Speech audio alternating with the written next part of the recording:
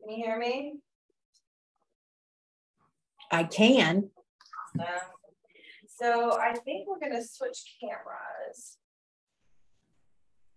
Okay, because we're going to have people sitting out here. I think this is going to probably be the better view, but okay. I'm going to see if I can adjust it to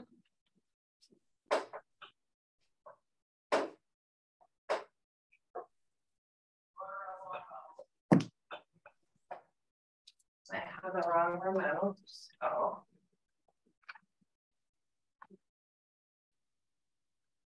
okay, I got the right remote. Oh, it's moving. Oh, I love when this actually works for me. I swear. Okay. So there's my head in the front of the classroom. Yeah. I see your roots. Yeah. Okay. Good. That's a good view, right? Can you hear me? It is.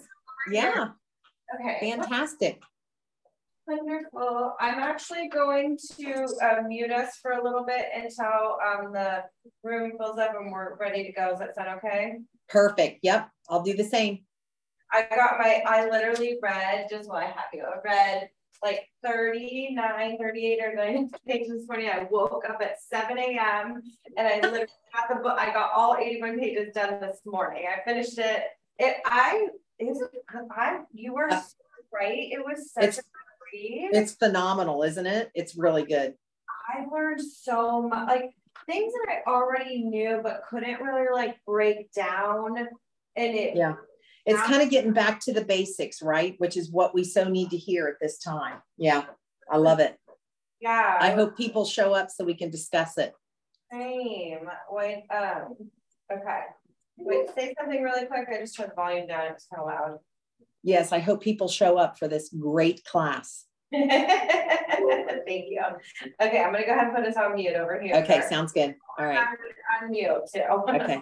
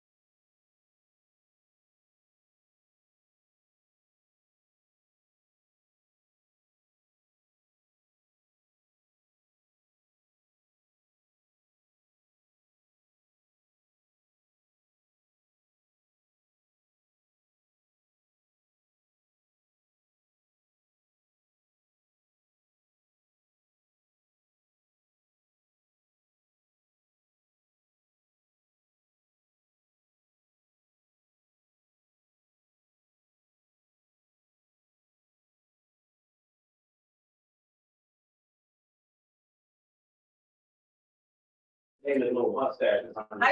Can you hear us? Hey, little mustache. I don't care. Can you hear me, Yes, Jill? I can. Mm-hmm. I can hear it good. I believe so. There's plenty around here too. We're making it round table, I love it. I wish I was there in person. How it works. Giving out gifts. Yeah.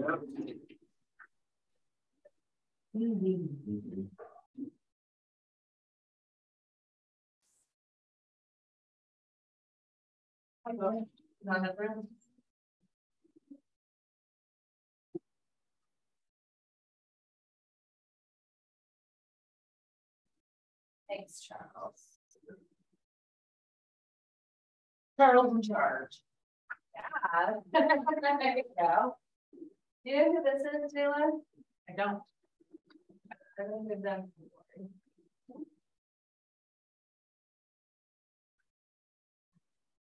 Uh-oh, what happened? You're gonna get a good job at it. You still hear us okay, Jill? Yeah, sounds great. Looks good too. The camera angle is fabulous. Awesome. We used to try to make it round tables so we could see each other. Nick will be in just a few minutes and I'm filling in. I read my first 81 pages last night and this morning. Right? It's like all fresh in my head. Yeah, no, I made it to page 70. Oh, you did? Yeah, no, Okay. I'm not even there. I'm a slow reader. That's okay. I saw the flyer sitting on, actually in front of Jill at our mentor meeting on Wednesday. And then I saw the date and I was like, oh, I think I better start reading that now. Right. My problem is I start reading, like I'm laying in bed and I'm out. I'm tired. Done. Yeah, I only made it No, I to have like the best 38. bed ever, right? Okay. And so, look, as soon as if I'm sitting on the couch, it's okay. But if as soon as I'm laying in bed, just, it's the end of the I have a hard conversation. time if I'm even sitting on the couch and trying to read. I need to do it in the morning. Yeah. Or I need to books on tape. I wake up. This was amazing too. Nick lent me his book and having it bound like this was, They'll do it at Office Max. they will. That's Okay. the cost. Well, you should cost about $35 to do it. So We'll probably just- No, because I'm like starring things and underlining stuff and what have you, like the whole way through it. So, Oh, yeah. yeah, that's good. I actually have to go back in my book because he only highlighted some of the things and I would have highlighted a lot more. So now I have to go back and do a lot more highlight and stuff, so. We have a little still bit. Well, I don't think that there's 6 after right now. We can wait a couple more minutes if you think. I'd say let's go. Yeah. Okay. Friday afternoon, I thought it was a good idea, but seeing how I can pull up and get a good parking spot, nobody's here. So I don't know if Friday afternoon is the greatest The best. time in the world. I wonder if it'll be better that we've had people finishing vacation, school starting, and so I think there's just been a lot going on. So if maybe give it one more week on Friday, now school's back in and not that we can adjust. Yeah. so what is the regularity of these group therapy sessions? We have it scheduled for the next 2 Fridays. So on the flyer, I don't have the flyer in front of me, but I'll grab it and we'll know what we need to read by next Friday. I think it's hanging right outside the room there. I just finished reading the book about 2 weeks ago before this even started, so. Oh, no. Can do that, so. Okay, have you read it before this? I I haven't read this thing in like 10 years. Exactly. And it was, and I'm just like, oh my God, I need to get my food in a group. You know what I mean? Like this is, I'm not running the business properly. What made you think of our team? You know, it's geared towards the ships to like a REOs, things like that. There's a lot of portions in there, but the rest of it is basically get back to basics. Right. And understanding and being able to explain it to people. And not being on the wrong side. You know, when the MREA book was written, it was written as the systems and models to follow, to set up your team, to, you know, have all the things, meaning your budget and all that. When this book was written, it wasn't written until a year and a half after the big shit happened. But it was written as sales tactics to bulletproof your business. And you guys know Tim Real in the Dublin office. He, during that last shift, I was the co-team leader of that office. Tim actually hunkered down on the tactics in here and he grew his business and it was over 30% in my mind. I think it was 33% during that time. And it was because he completely shifted what he was doing to match the times.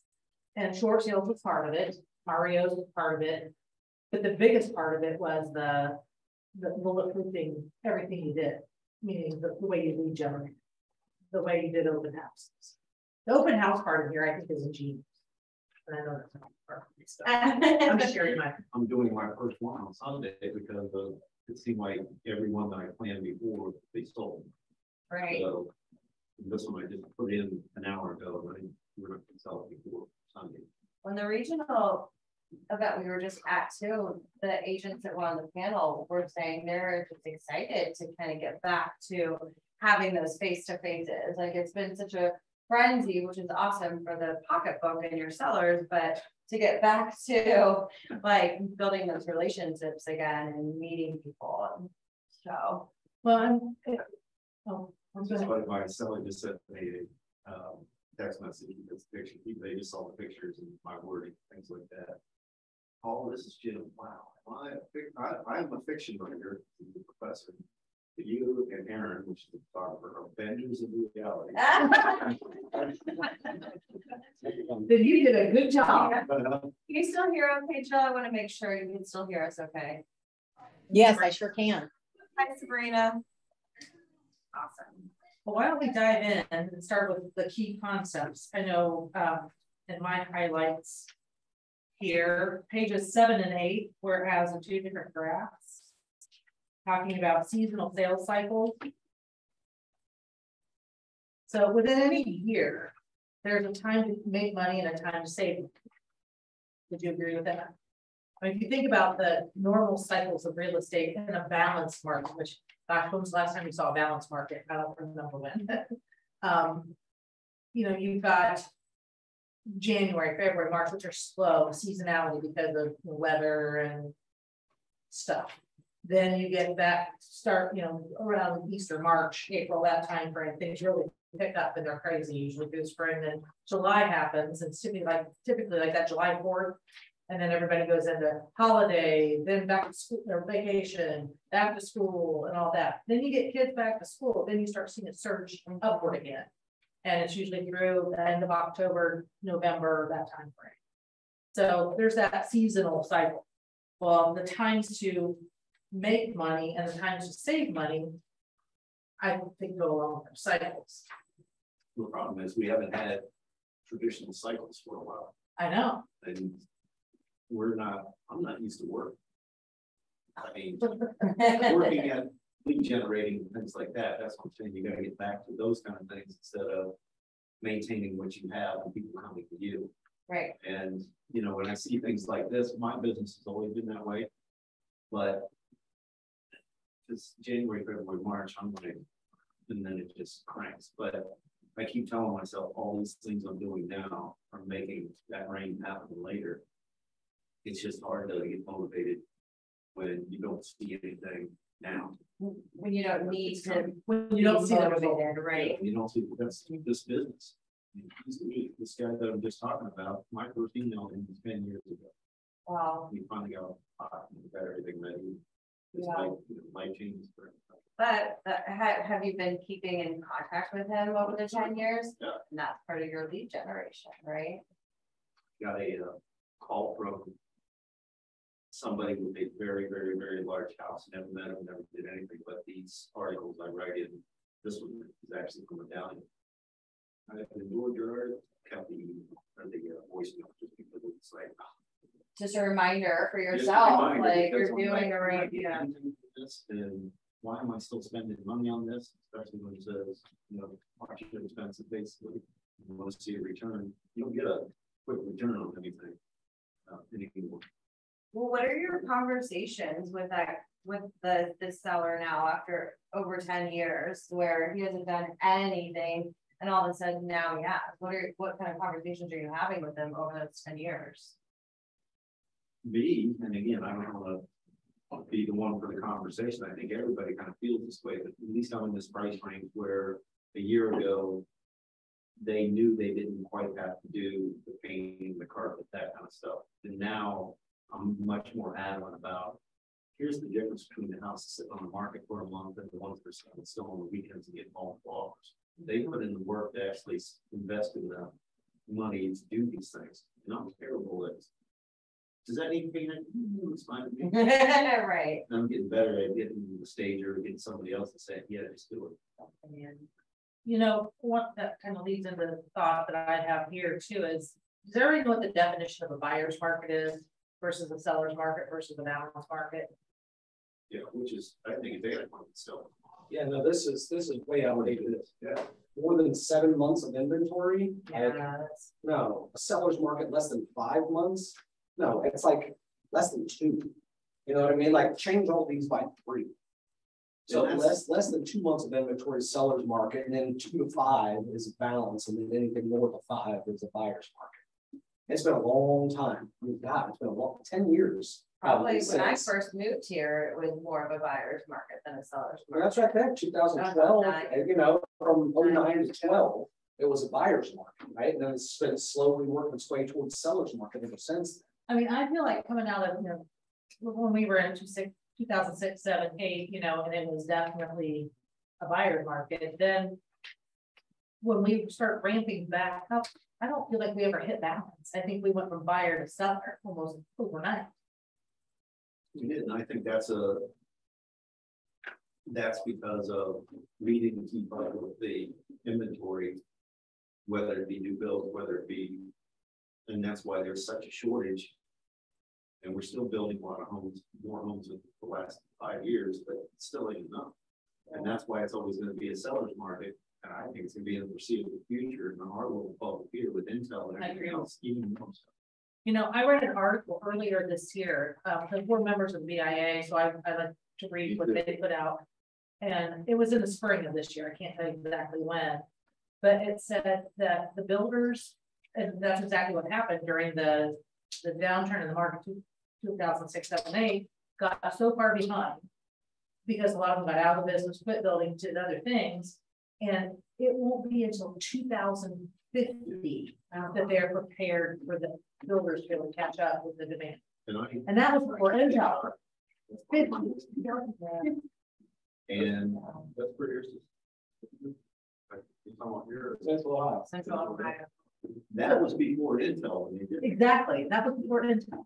Well, and when we was at industry update at that, they were saying that they're, you know, it's also about going more local to your more rural out like Galena, Johnstown, not in my backyard people that are going to have to eventually come around if people are going to stick up with the growth of Central Ohio. Well, there's rural areas that are like, you can build on 1.5 acres at the minimum are going to have to come around eventually. So that's a big. They said a lot of the people from Intel that are going to be employed here are coming from Silicon Valley and places like that. Well, they're used to commuting for 2 hours to get to work. That's not a big deal for them. Yeah. So they said it's not just going to affect, you know, our little bubble. I mean, it's going to be the outreaches of, you know, Upper Sandusky, Zanesville, on the south, Jeffersonville, yeah, and London, you know. So when I missed the ALC meeting, Meg and I were at this roundtable from Cincinnati. The University of Cincinnati is trying to find out why there's such a shortage and things like that. NIMBY is the biggest thing. And mostly then it's supply chain issues, it's zoning issues. There's no good answer for it. Infrastructure, there's no good answer for it. And the state is aware of it. When you're dealing with, we have what you call home rule here, meaning that your little county has Joe Bob and Joe Bob's uncle and Joe Bob so on the trustees. right, And they're the ones that don't want any crap. I don't care. I'm not selling to anybody. But like 28 here. Well, Intel needs a place for people workers. They need a place. The biggest challenge right now is, you know, Andy. You guys know Andy. Her apartment complex is in New Albany, Central College area, and things like that. Her rent went way up. She's trying to negotiate it down. They're not doing anything because they have the demand. supply and demand, yeah. Intel's already, they're paying for them and they're overpaying for those spaces there. And it's not really in the best element either. But they don't have anywhere to go. They're paying way, she can't get her rent down. She can't give up her garage just to go stay somewhere. He told me this story as well. we were just, you know, talking about the inventory problem that's coming. You know, the book was talking about the buyer's market and seller's market and things like that. Dave and I said the same thing. There's no conditional buyer's market and seller's, at least time frame wise. It's all compacted now. And if we go into a buyer's market, we're not going to know until it's already happened. You know? Well, it's just compacted is a good term for that. Another word is that is extreme. Yeah, we've been in such an extreme seller's market. It now feels like a buyer's market, but it's not. Right, I was just having It's a not. conversation with Jensen. Yeah. How maybe the price, you know, was at 90%, but we're only really at 70. It's not like we dropped down to 30 or yeah. And Jill, Sabrina, Chirp, you can unmute at any time. FYI, I would love you to be part of the conversation too. I think the consensus from everybody is that this is going to stay good, go up slower. It's just not going to go up as quick as they have been, but anyone that unless agents are putting on houses where their sellers are demanding to put it on when it now does need that extra paint or new carpet or landscape in the front yard. But we are seeing price reductions, and I think that's going to correct itself. But even with the price reductions, it's still more than what it was 2 years ago, 3 years ago, or whatever. And that's where you got to keep that in mind. You know, you get an unrealistic seller. What is that anymore? Because there is these, you know, outliers that still get 50,000. The pockets. Yeah. We also have sellers, I think, that are already kind of hit the panic button.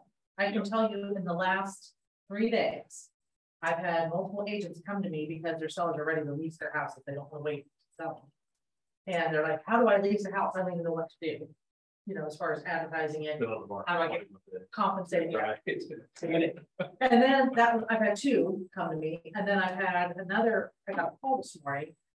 Your agents have my property listed for 60 days. I'm like, okay, tell me more. And it's not moving, and we've been in contract 3 times. And I go, okay, let's look back up. And so, you know, I'm peeling the onion. What's really going on here? Is it price? Is it, you know, condition? What is it? It's a combo. It's what it ends up being. And again, we educators, we've got to educate these people going in on the processes, and the market can change on a dime. And that's what I told this guy on the phone. I said, you know, the market, it's what the market says. It's not what the agent says or what you say. It's what the market is willing to do and to pay for this property. So let's talk about this. And so kind of where the conversation went. I said, and the market has slowed, it's shifted. So where the market was 60 days ago when you listed is not the same market it is today.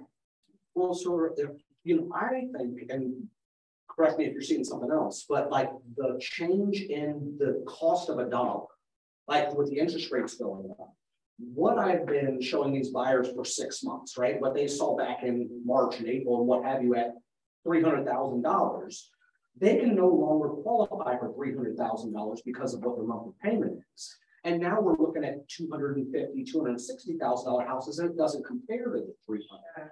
You know, so they're like, well, we don't like these houses near as much. Well, no kidding, it's $50,000 less. Right. You know, that's a big jump in the location first and foremost, and then the features and finishes of the house for the exact same payment that it was. So I don't know that it's the market has shifted so much, but what your dollar can do in the market, I think, is a big change that's taking place. I mean, is that what you guys are seeing? In certain price ranges. Certain price ranges, yeah. Well, the lower end, you know, I mean, like, what's the lower end? It used to be 100,000. Yes, that doesn't exist anymore. Right. What's our median right now? 237. I made notes preparing for this, and I wrote shift, not crash. Right? It's the definition of shift is going from one style of market to another style of market. And that's what we're in. And that compression is starting to loosen up, right? You call it the compression. That we're going to see inventory grow, but it's still going to sell through. I mean, we're still near record levels of sales. We just need to do it different, you know.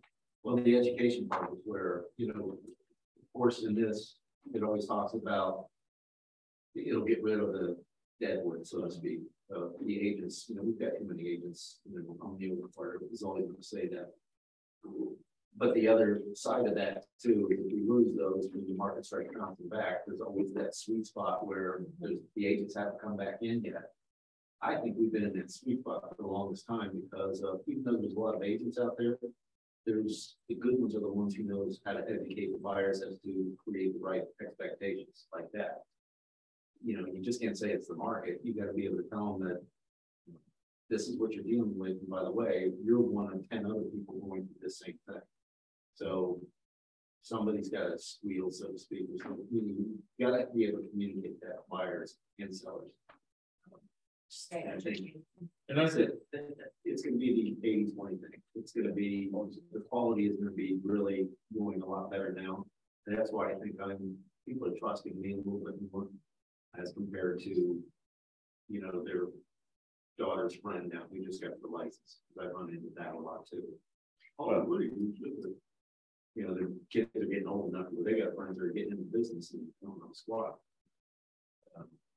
Yeah, well, anyone like that, I would part of me after reading just the first 81 pages of this, I feel like a new agent should read this book before they even read the MREA book, because it is straight basics about lead generating and time blocking and sticking to a routine. And if you do that every day, it's all about the numbers.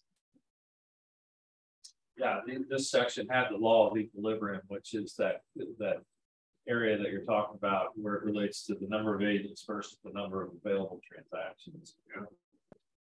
And he says it all the time, the market share you gain in a shifting market, when it goes back, you'll never give up. That's why it's smart to double down, be a little out of balance now and grind. Where were you guys at? The part where you jump the law of equilibrium. Okay. Really, that's the now. We were in the side.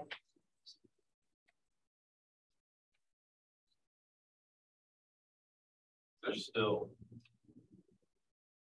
What do you? And so how do you address those people that just can't afford as much? I tell them you need to shift your expectations. We're no longer in this neighborhood, because your dollars don't go near as far. Right. When we were originally looking, you're looking at 3% interest rates. Now you're at 5.5%. Yeah. Your money is not because it's payment based. That's what I always tell everyone. It doesn't matter what you buy the house for or what your interest rate is. It's all based upon that bill that shows up in your mailbox every single month, right? And how that fits into your budget. And it's if you're good at $1,500 a month, well, 3 months ago, $1,500 a month bought you this. Well, now $1,500 a month buys you this.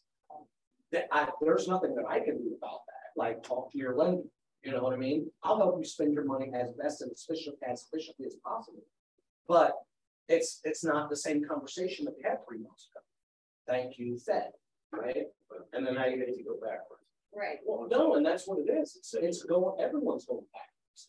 But you also tell your sellers there's less people that can afford this. While your house is still worth X, less people can afford that because of the interest rates. It's not because their job changed or their income changes. Solely based upon the interest rates. So the challenge is there's still enough people that can. That's why they're being squeezed out of this, because there's somebody behind them that can pay that for you. That's how many buyers there are. It was down. If we were actually at a shortage, then the market would adjust. The seller would start offering. We talked about 2-1 buy downs. We talked about, it's one of the lenders was talking about, it just sold out 2 months ago. We're refinancing it. They were in the 6s, below 6s, and they're getting down to 5. Keller Mortgage just came out with an arm that they're doing now. They're coming with a buy-in. They're pretty good about adjusting, and I think because of the past crap that people went through with no interest loans and things like that, they're not going to get that bad. And the other, people have more equity now than they ever have. Well, their restrictions will probably be a lot higher than they were Yeah, they before. And that's the key. Yeah. People that have equity that are able to do this. I mean. Well, let's keep that talking down this road with Dave. You know, everybody's looking at 30-year fixed rates. Sure.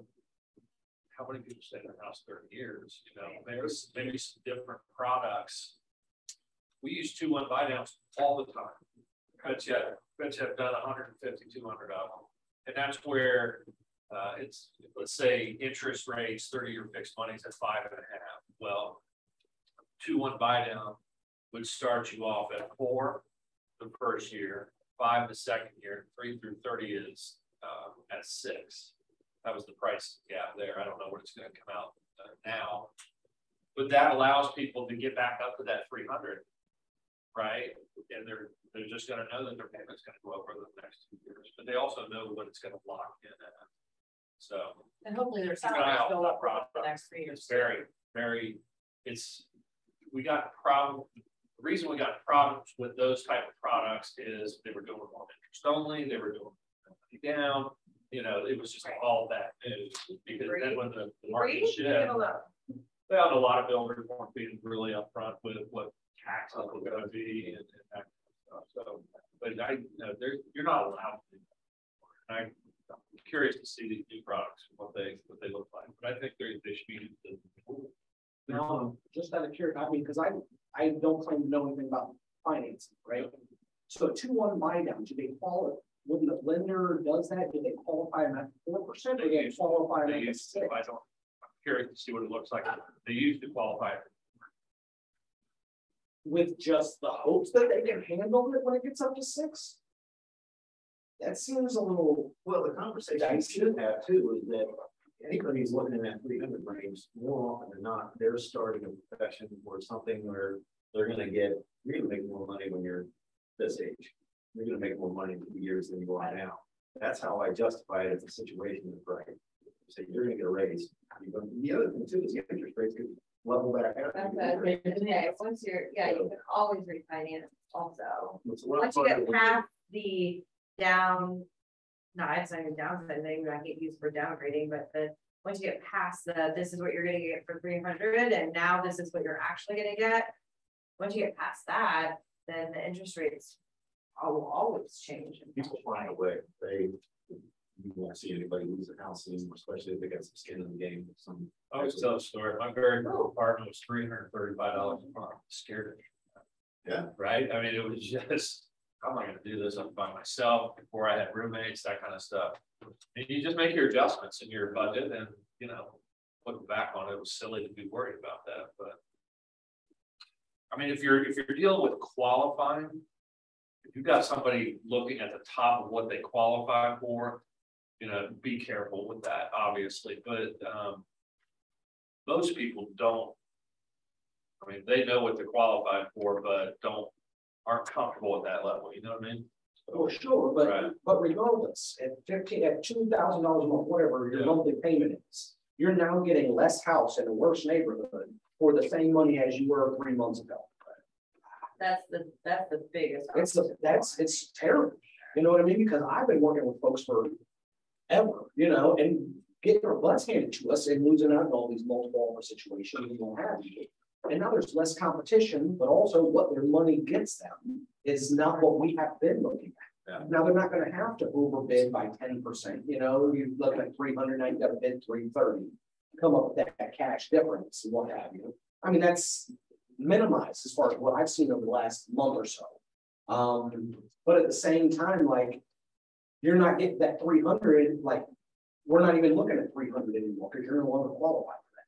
But if they were able to qualify for that cash difference 3 months ago when they were bidding and couldn't get something, sure. Do they still have that cash to buy down either the interest rate or buy down the base price of the loan so that it would a lower payment? And well, okay, so I have never found it beneficial to me to talk to people about finances at all. Like, that's not what I do. I can tell you how a furnace works. I can tell you the gypsum composition of drywall. You know what I mean? But I don't do the money part of things. You shouldn't have to. I shouldn't have. You shouldn't have to, but you just need to know enough though to get them to the right lender that can do that good job for you. Make those suggestions.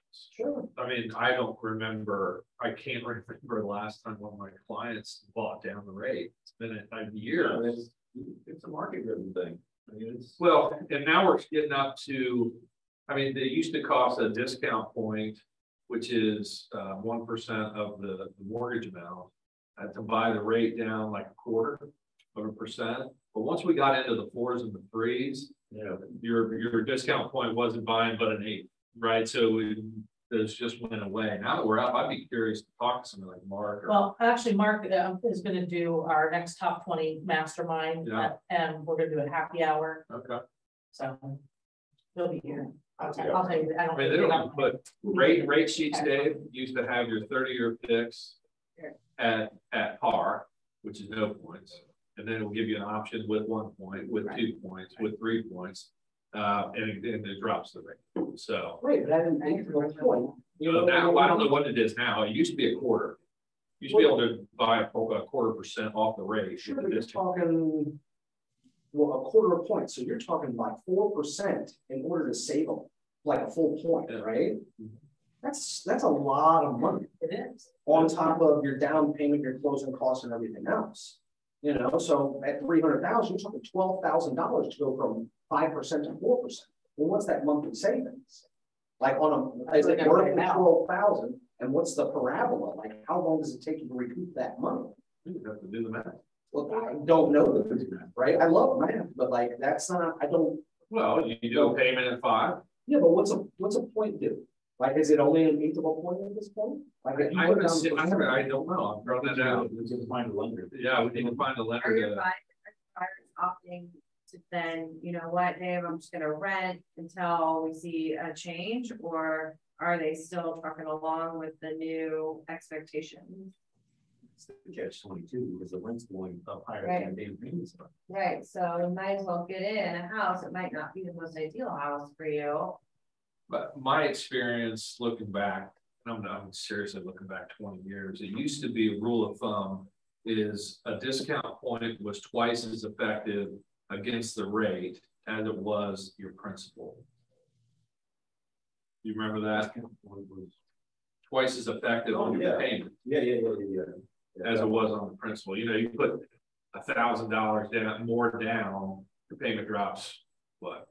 $6 a month. But if you put that $1,000 towards rate, it would get you a $12 a month savings. So it's a more effective use. It was. Which is still nothing. That's only $1,000. But if you're talking about people that $12. But what I'm looking at, 1,000's not fine. At 12, you're talking about $144 a year. Call it 150. How many years at 150 does it take to equal $1,000? 7.5 years just to break even on $1,000? Yeah, you're getting in the weeds on that. Yeah, It's like $3,500 or something like that. I mean, if the lender says instead of putting 10% down, you put 5% down, use a chunk of that 5% to buy your rate down. That's what I think Nick's talking about. That will have more of an impact than putting a 10 down to make it 10% down. You know, you got to get with lenders. They're the ones. And the problem is not everybody's, especially now when it's kind of, okay, we started back up with these blank forms. It's just happening. Just starting to come back. Everybody's on the cusp of We're making these programs better, right? So you got to figure out who's on top of it first. Yeah. And then somebody will come in and do it better and make it cheaper. But what do you do for them now? Well, we got to do our jobs and we got your list of lenders. Well, that's part of what in this book too is reevaluating your affiliates that you're working with, your lenders, your title companies, who is up to date also on what's going on in the market and, you know, keeping up with it and giving you the best deal and or most knowledge. Yeah, I mean, we not only do we have to shift how we're doing business, and our buyers and sellers are going to have to. I mean, we're going to need to educate them on the difference in the market. You know, 6.5% interest is the all-time average. So high 4s, low 5s I'm hearing is still a full 1.5 below what the historical averages of interest rates. I've heard that a couple of times too, as a good education piece for your buyers, that even though these buyers were getting 2.83, the average is still. What was your first mortgage? Jill had something to say right Hi, Jill. Hey guys. Yeah. One of the things that I wanted to say here is, you know, when we think about a shift occurring, fear is what takes everybody. And that's kind of one of the things that we're talking about here. And I think that what we have to keep in mind is that it's our jobs to keep the thermostat and the temperature where we need it to be with our people. And one of the things we're talking about in 2-1 buy downs or buy down rates, again, Dave, I'm like you. I don't get into the weeds of knowing what the financing is. I'm the realtor. I can show you the house. I can negotiate a contract when it comes to the financing piece of it. That's not what I specialize in, but I can get you to somebody that can do that. And so I bring this up because last week, Charles Bott, you were at this. We had a social with Rapid Mortgage, and they kind of opened our eyes to the idea. Chuck Holden was talking about the idea of, you know, if you've got market numbers that are changing and you've got sellers that are sitting on the market a little longer now, instead of them doing a price reduction, what if your buyer goes in and pays a certain amount, instead of that seller doing a price reduction, that they pay all of their closing costs, which ended up being, I don't know, the example he gave us was $12,000. When you looked at the price reduction they were willing to do, instead of doing the price reduction, they pay all of the buyer's closing costs. And it was like, there were so many people that were like, this makes so much more sense, because you still get a seller that gets the numbers without doing the price reduction and still getting less, and you still get the buyer that gets the house that they want and are not paying that money. So it's a matter of, it goes back to this 80-20, right? It's like that when you're dealing with the fear of people running from a shift that's happening, it's remaining knowledgeable and having conversations like this so that we can keep the temperature of our people intact, to be able to share with them opportunities. Because on page 12 and 13 in this book, it's talking about the law of equilibrium. How many years have we been talking about how many agents are in the business? We need some of that to clear out, because still that 80-20 rule is going to play, where 20% of the agents are going to do. And this is where we can capitalize on the shift that we know is coming, that's happening. Yeah.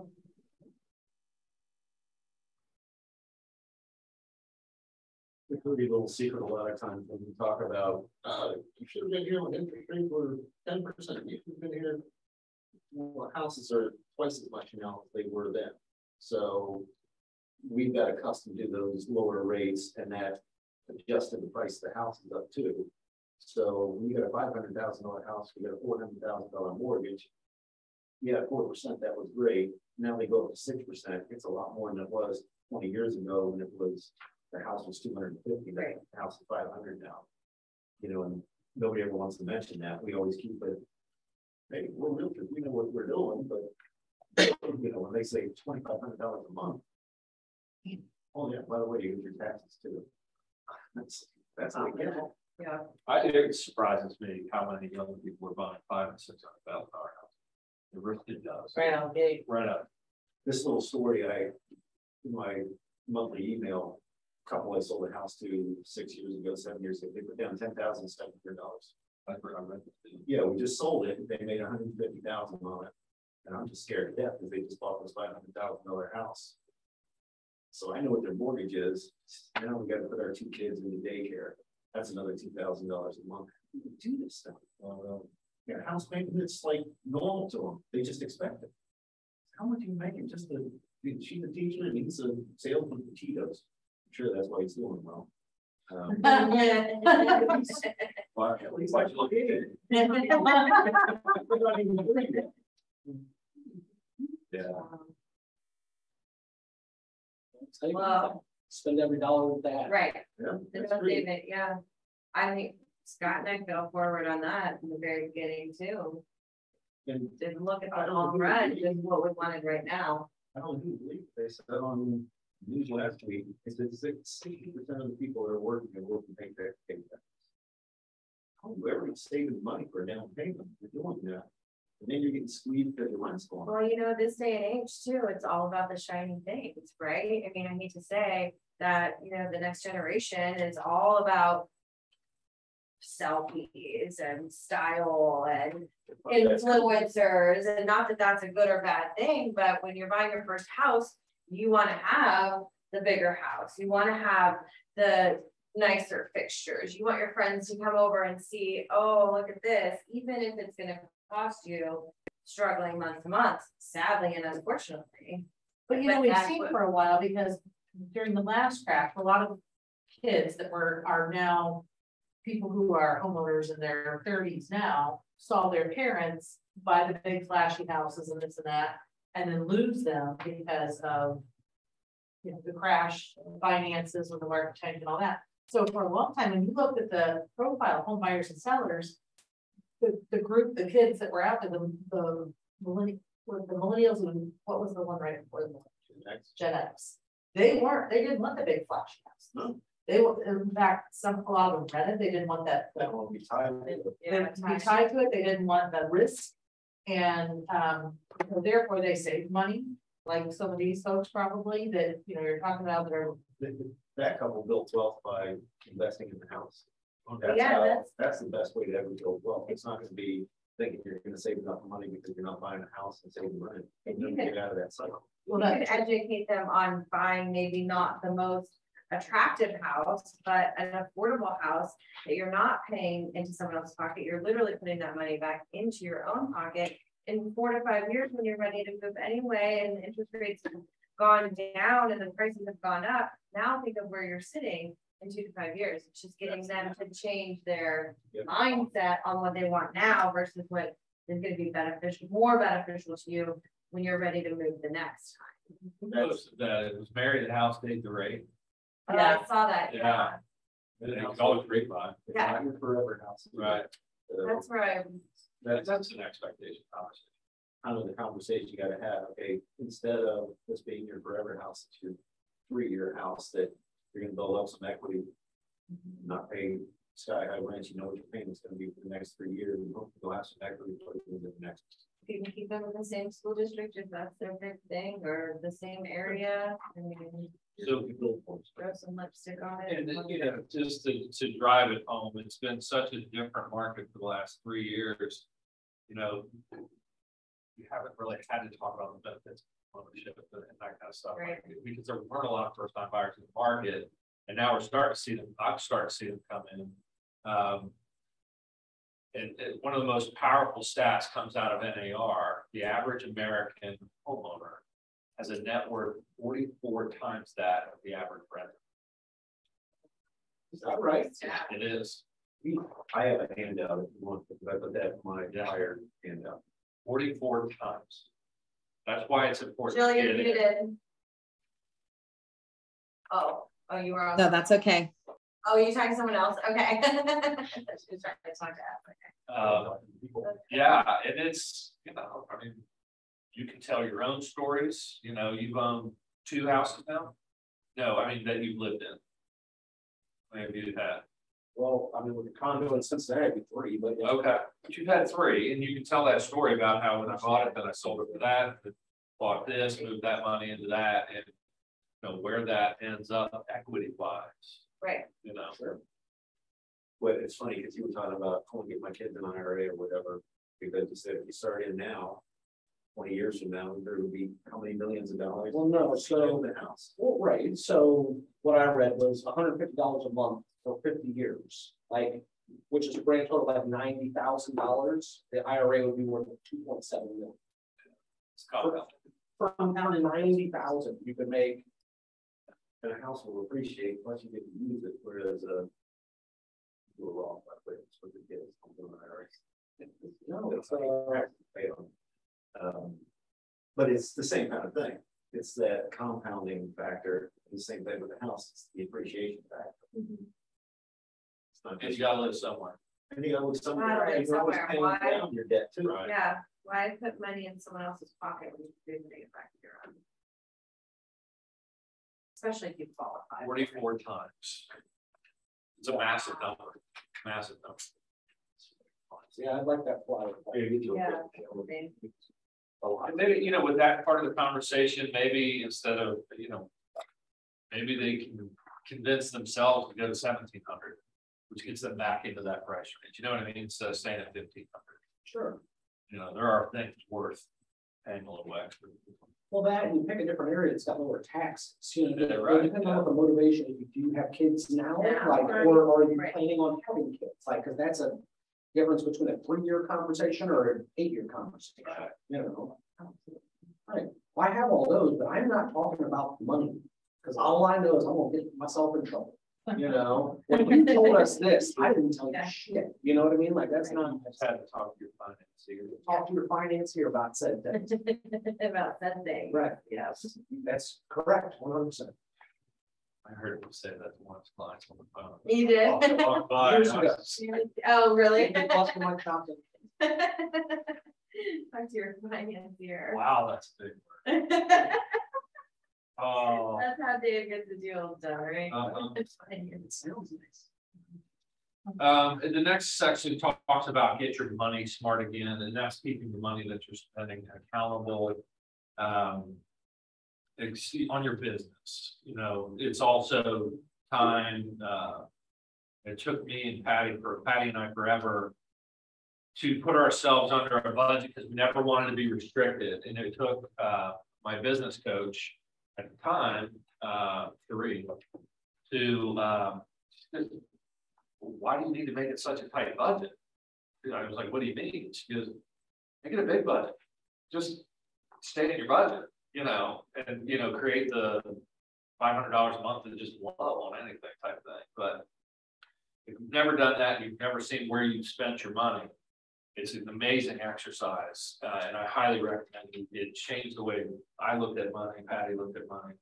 And the same thing for your business.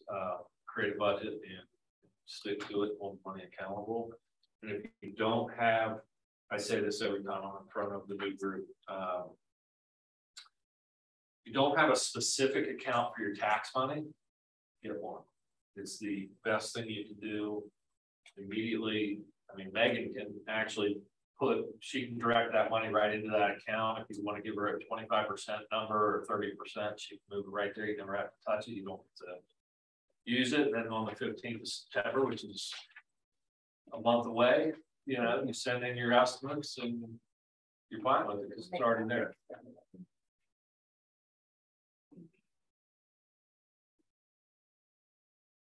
Six core competencies of business are on page 38.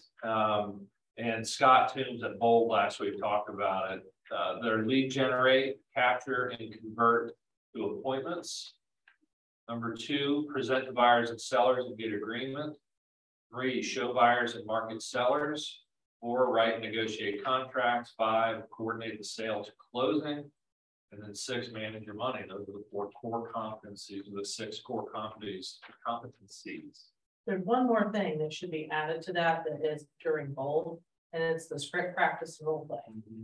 And it's true, and it's not even for seasoned folks, because like right now it's changing. So it's maybe having a conversation with that lender before you announce, hey, interest rates have gone from 6 to 5.5, 5.5 or whatever. But there's also other things to take into consideration on letting you for the lender. So it's practice what you're going to say by educating yourself. That's part of that script practice, and then be able to share it. I always, when I teach career development, I always talk about how that's the difference between when Peyton Manning was quarterback and when, give me a bad quarterback. Those are probably Lee Ferris. Lee Ferris for the quarterback. I always make somebody come up with. What was Lee? I knew that was not going to end well. Ryan Lee, thank you. Okay, but He was a very famous. Study the market, practice, frequently, that all falls into that. So it's that education. Baker. I almost thought about saying that, but I thought there might be some brownies in there. Yeah, we got bigger problems than that. It's horrible. but practice what you're going to say, or know what you're going to say, prepare. That you have to do. Because conversation is easy for some, very few though. Just for you, it's easy for me, but I can, right, I just make shit up as I go along. But it's not for every, you know, you gotta practice, you know. I think it ought to be a thing, like before we start any class or whatever it is, like you as manager be like, all right, give me an objection. Like whoever can come up with an objection, like we'll overcome right here, right now, whatever. That was a suggestion. I can't remember. And it could have been you and or Jensen, one of the two of you. But at our meeting, whoever it was that came to me said that they love something, tell me something good, but that we should flip it and say, tell me something bad. What and not in your life, but in a transaction that you're having, so we can all learn from it. So, and we discussed this at our ALC meeting too, bringing up horror stories, because agents learn from other people's mistakes and or their clients' mistakes. So not tell me something bad to make it negative in your life, but tell me a problem transaction. Give me your biggest challenge. Thank you. Oh, we got too many people in this office that would love to tell you the boo-hoo stories. We don't need to start the meeting. Shut up, Tracy. Like, no one wants to hear that. No, that's a horrible idea. It's a horrible idea. Okay. Sorry, look, I just called like I said. And it's not about that, more so as something that happened that went south. So what did you do about it to fix it and correct it? Let's get back on track. That could be the name of the, instead of telling us something good, what would we do about it? Well, yeah, I like that. Right. Here's the situation. Doesn't have to be. We can pick them out and not call on people. Right, right. I hear them all every day. Right. So bring me a solution to it. Yeah, that's what we got paid to do. I'm not here to waste my time listening to that. You know what I mean? Like, come up with a solution. I like that. That's decent. What would you do in this scenario? Right. Yeah, right. The next section, since this is a book club. Yeah. Thank you, Mike, for I thought book clubs were the great one. Yeah. That's right. But he goes into the talent shift and scouting for talent. I wrote down a note when I was reading it. There's one line in there that I thought was, and I think in our office, we do an amazing job at it. It is when leverage is needed, think assistance first and assistance second, right? Instead of hiring somebody, there's so many opportunities like you guys do with Andy, leverage opportunities, all these different sources that you just pay on a per contract basis, right? And you're not adding to your overhead, you're not adding payroll. So I thought that was. And they're trained. And they're trained, but that's what is, how old is this book? 13 years old. That's pretty profound. One of the things I wish that we would update or do again, because it's really a small section, but I think everybody, especially our company, is gravitating towards teams. There needs to be a team. Well, here's how to do it, not the MREA thing. We need that updated a little bit. I wish there was ways. We've been working on it for a couple of years now. Well, REA too. Well, what Gary will tell you is the book is still the blueprint. it is. I've heard him say that. Yeah. I mean, I've got the flow chart. Yeah.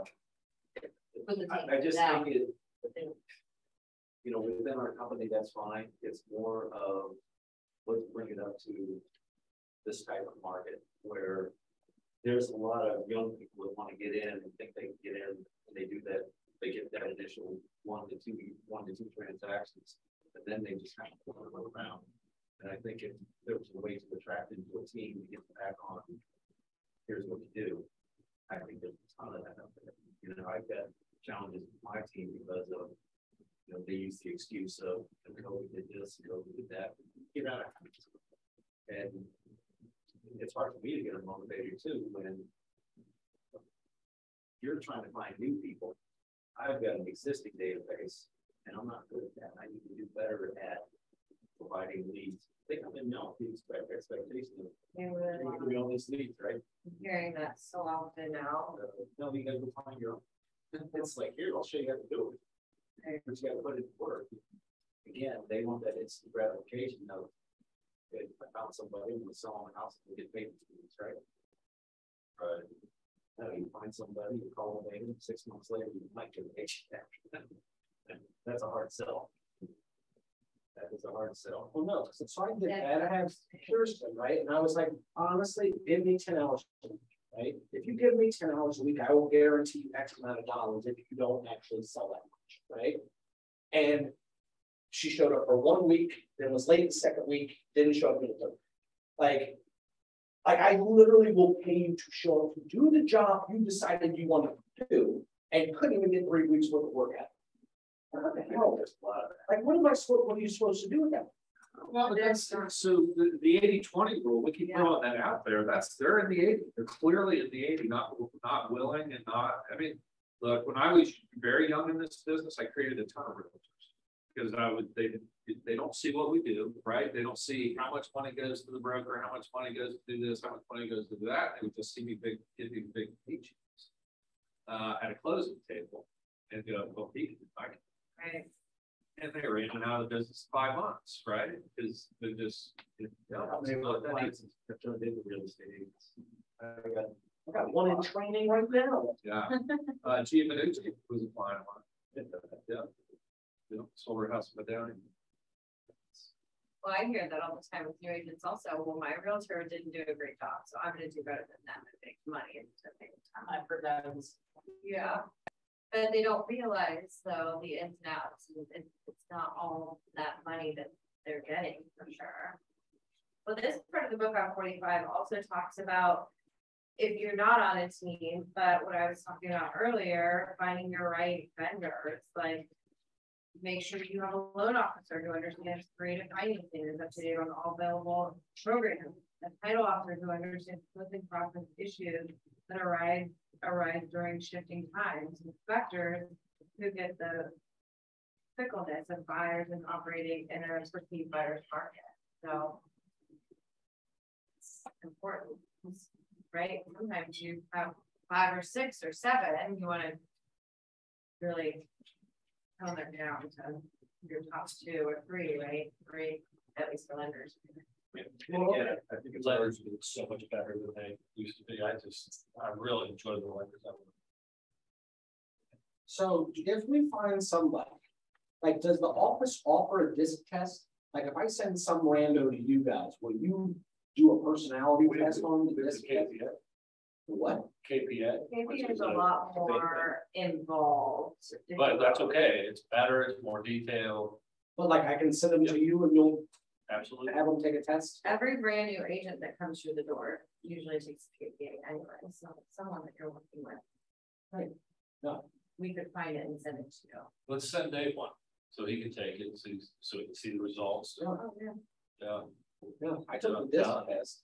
I love this test. So. I'll say this, if you're going to take the KPA, make sure that you sit down and you have dedicated time to do it, because it's a great test and it'll give you some great insight. Even, yeah, the people that you're working with, definitely somebody on a team should have this on all their people, so you know how they communicate. Yeah. Give it a shot. We'll go over it. Yeah, I would be interested. I didn't bring my phone. I like in, I want to say the 3 action steps. Stop doing what doesn't work. Sounds pretty obvious, right? But All of it's obvious. Yeah. yeah. Well, Then it says figure out what works, and then 3rd, ramp. it talks a lot about that the red light, green light too, when it comes to expenses. And that also, I believe, comes with lead gen, right? Try it. Is it working? Yeah. If not, stop it, move on. But if it's working, green light, add more to it.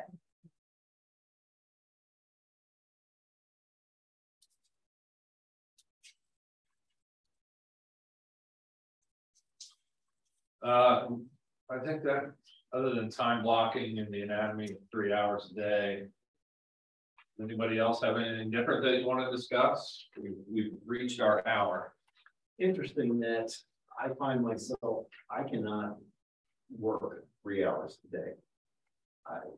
I've been out of that mode for, I don't know if it was pre-COVID or whatever. It's just so hard to, I can sit there and focus for an hour maybe. When you say work for 3 hours a day, you mean just in general all over, or lead generating? You know, there was a time when I lead generate, I'd sit there for 3 hours with my doors closed, nothing going on. Now I've got talk radio on, I got Andy coming in and out of here, and next thing I know, I'm on to, what the Reds do last night? You know, and I forget what I was doing. I've got projects in there that start, and I think there's a lot of people that way, have got that squirrel mentality right now. So it's hard to stay focused, especially like I said, we don't see the instant results. Right. You know, I sent out 1,500 mailers a couple of weeks ago. You're like, yeah.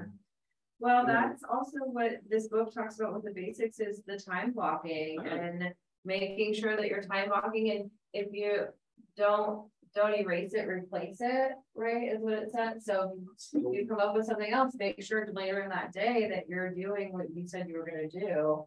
But you know, when we were fat and happy, we didn't have to do all that. Right. That's the problem. That's why I'm here, is because of it gets back to, oh yeah, you still got a lead time.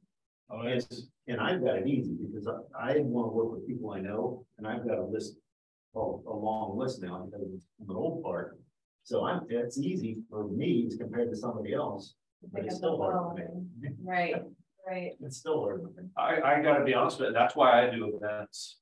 I have to make it fun for me, and spending time with my clients, people I know, it's like, yeah, it costs money, but I mean, I'm a small business owner, right? I mean, it does cost money to create leads and that kind of thing. You know, and everybody knows that, and like some people are better than others. You can make a mint on having your events just because you know how to work a room, and you remember people's names and things like that. I'm terrible with it. I've got clients, I see their face and I say, I know, so I'm gonna say hi, but I can't say hi, I don't remember the name, but the light is. That's what you said, the wife. Hey, don't make a friend. She's horrible at this. immediately I think of you, you know what, you ought to do a big poker tournament for charity. Yeah. I mean, we talked about it. And invite your friends, right? Right. And have it be like 1920s gangsters, where everybody. Yeah. We're roaring 20. Well, if you don't mind my history, Nick, like you said that you enjoy the events, right? Like that's fantastic. How long have you been doing events? Since 2017. Okay. Crew started. Okay, is that what you base it around? Is the crew? Okay, that because I was curious. I was like, what kind of events do you know? Big tailgates and sit with them during the game. So it's not just hey, for 5 minutes, you know, spending an hour with them before the game, spending 2 hours in the game. Afterwards, they love it. I can tell you almost immediately after those events, I'll get referrals. So you just, you know. Hey, Jill, I know you and Kimberly have an event. Do you want to tell us about your event coming up? Yeah, we're getting ready to do a client appreciation fall kind of festival type thing where we're doing family photos, just trying to get people to gather. And where we're actually hosting it is past client of Kimberly's, and they're inviting a bunch of people. So if you know, even if just a handful of people come client-wise, I think that the idea is that it'll look much bigger because of all the people that are involved in it. So I think one of the things that was most eye-opening as we talk about lead gen and stuff, I think that where we lose a lot of people, and I'll tell you, especially where you lose a lot of brand new agents, when you come in to the business and you tell them that they need to lead generate for 3 hours, people are like, nah, I'm not doing that. I can't do it. In fact, I think what's interesting is that we've lost a lot of newer agents to companies that are promising them to lead gen for them, which I'm thinking, how do you do that? I mean, lead gen is your number one business function that you're supposed to be doing. I think that what was most eye-opening to me in Bold week and a half ago is that, you know, you look at it and we say, okay, we should be doing this 3 hours a day. And most people don't do it 3 hours a day. Let's be honest. How many of us sit down and lead gen 3 hours a day by by doing it, it's not preparing and taking, it's all of those things together. It's preparing to do that so you can sit down and be very intentional in those 3 hours instead of, like Paul's talking about, listening to talk radio and organizing this. And I know sometimes for myself, it's getting up and fold a load of laundry. That's not what lead gen is. But if you back it down, they did an exercise in Bold where literally he set the timer for 15 minutes. And he said, pick your phone up. And he says, I want you to text people. And then every time somebody got a response from that, it's like, this is lead generate, where you're building relationship with people. And I think if we can bring that idea back, even if you're not a 3 hour person, but maybe you're a 15-minute person this week. And then next week, when you're starting to see results, maybe you move it to 30 minutes and then 45 minutes. So I think that I think what was so exciting about this part of the book, these first 83 pages, is the idea of getting back to the basics of what we need to be doing so that when this market does change, as we see it doing now, that we will be thriving, not just surviving, right? Because we put these practices into play here.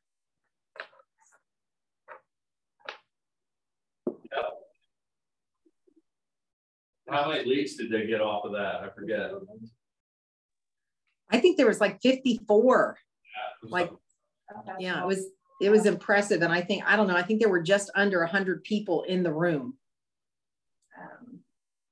I do a lot of that when I'm in a neighborhood or something where I sold a house to somebody and I'll text them, hey, I was just showing a house down the street and just go by. That's it. And they just know, hey, why didn't you stop in? Good thing you didn't stop in. My house is big enough. Got one of those.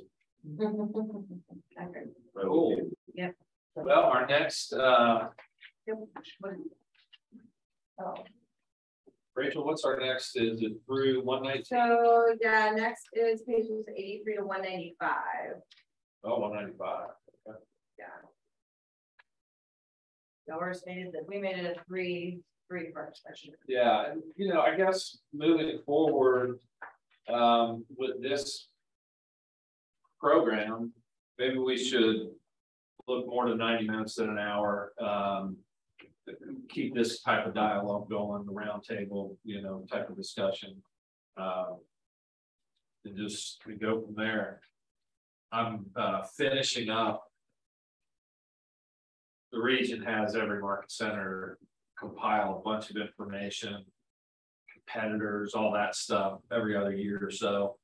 And last Monday, I was just nose to the grindstone the whole day. I felt it, I was exhausted, right? I was just like sitting at my desk the whole time. So I know exactly what you're going through. Immediately hit for those for a cold one. Yeah. Awesome. It kind of feels good though too. Yeah. Oh, you're very accomplished, right? It feels good. Not only that, you're reconnecting with so many people that you're like, oh, why didn't I stay in contact with this person, or I read about this person, or you learn so much more about people. I have a question. Yes. Next week, I'm sorry, on the 26th. So the third week, the third Friday, you've got it obviously scheduled at 1 o'clock, but that also is the Mega Camp recap, the big takeaways and ahas from Gary Keller. I'm wondering, is there any way to do this book club at 2? Is that something we're doing? I haven't seen that, or is that something Keller Williams is doing? Keller Williams. Oh, it's on the training calendar. Okay. We'll look into that, Jill, and I'll make sure to update everyone that's here. Would you stop bucking me with details? Yeah. Just looking ahead. I want to take a lot of our discussion too and bring it to the market center. And Dave, you did a great call night one night, but I want to be more consistent in that, because in my role, I need to be lead generating also. And if I find myself easily getting distracted by helping agents or doing other projects, where to have that time where you need to first hour figure out what you're going to do, lead your scripts and who you're going to call, and then making those calls and then doing all your notes. I mean, it probably won't be 3 hours. I know we talked about this at the ALC meeting too, Jill, but Jill and Kimberly were trying to get back into a regular routine of lead gen. So we're gonna look at some days that bring that into this training room and just put a big sign on the door that says lead gen hours. And if you want to come in and be part of the group, then you can, but we're gonna pick a group that's gonna be consistent and always be here. So yeah. We don't have a date yet. I would think that if we were to say, like, this is the list that you need to prepare before you arrive. Like, people need to be told what to do. Right. Very few people can just make their own decisions and then follow through with whatever it is. Like, you as the boss lady, you say, this is the list that I expect you to have come 5 p.m. on this date. You know what I mean? And then at that point, that's who we're calling. You know what I mean? But you gotta, like, it amazes me. The people on my team, like, just tell us what to do. I was like, because I hate being told. and these people are just like, I just need you to tell me what to do. Right. But then you tell them to do it. And then they don't do it. And then Well, you're like, right, but it's Right. yeah, right, exactly. Thanks, Sabrina. Thanks, Jill. Hey, Jill, I do really want to talk to you and Kimberly about that and come up with a plan. Because I really want to be involved in that. Yeah, I would love that. You know, when Dave did that, that call night, what I loved, and I think what we heard the greatest response back was when he was putting people on the spot, and he would say, okay, you be the agent and I'm going to be the client. And in fact, Gary Keller talked about this in the book about how when he very first started doing script practice, he and his buddy would go into a room like every day and he would say, okay, I want to set up an appointment with you. Can you meet me on? And they would practice the objections all the time. It's like, no, I can't do it because I don't want to meet with you, or I don't. And so they practiced and they bantered back and forth. He said, we did this for years so that we became comfortable. So I would love to do something like that. I think that would be fantastic to do, like a objections that we could just kind of have in front of us. Yeah. And role play, just get in a room and pick a partner and okay, go. We're going to set the timer for, and then switch. We're going to reverse roles. So I think we should absolutely be doing stuff like that. Okay. Good. Yeah. Good. Well, you're my committee and I'll be the implementationer. Yeah. Okay. I love and that. This was really good, Rachel. It was very easy to hear. I felt part of it. So I think that this is good. And I'm going to tell you, I love this setup. And I think that maybe in some of the trainings, this could be really good. Right. And you know what? That was my first instinct is, you know what? I don't want this to be a classroom. I want this to be a discussion, a roundtable. I want people's backs to everybody. Like, everybody to be able to see everybody. So it just makes it so much more and just, not like we're equal and not looking at so awesome. I like this setup. In fact, when I saw you guys doing it, I'm like, oh my gosh, this could be so good. Like even in career development type thing where I don't know. It was good experience on this end, certainly. Okay. Awesome. Okay. Hey, have a great I'll see you. Thanks for doing it. Yeah, you're welcome. Bye. See you later.